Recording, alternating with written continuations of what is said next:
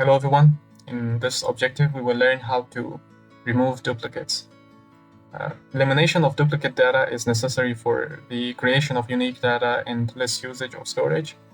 And when you have a set of duplicate data, there is basically two ways to deal with. First, we can highlight the duplicate data, and the second is to remove it. First, let's start with highlighting the duplicate data.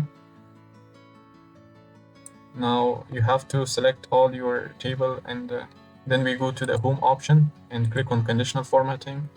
Then we go to highlight cell rules and then click on duplicate values. A new window is going to appear, and make sure you have the duplicate option checked here.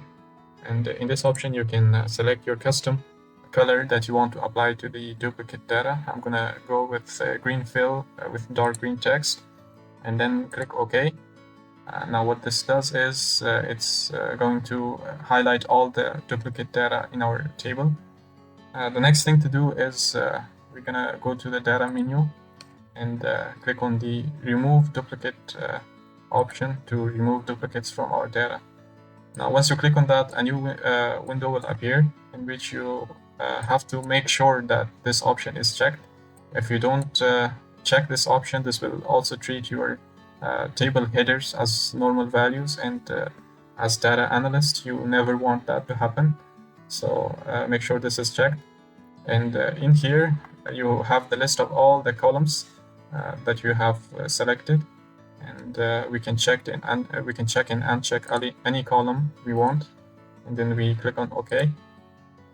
Now this gives us a message that one duplicate value found and removed, 49 unique values remain.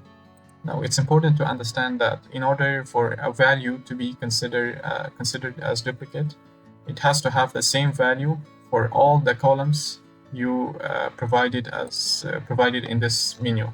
For example, we found only one value that was duplicate, which means that it had the same value reappearing more than once for all these columns. And that's how we find and remove duplicates from our table. Thank you for watching.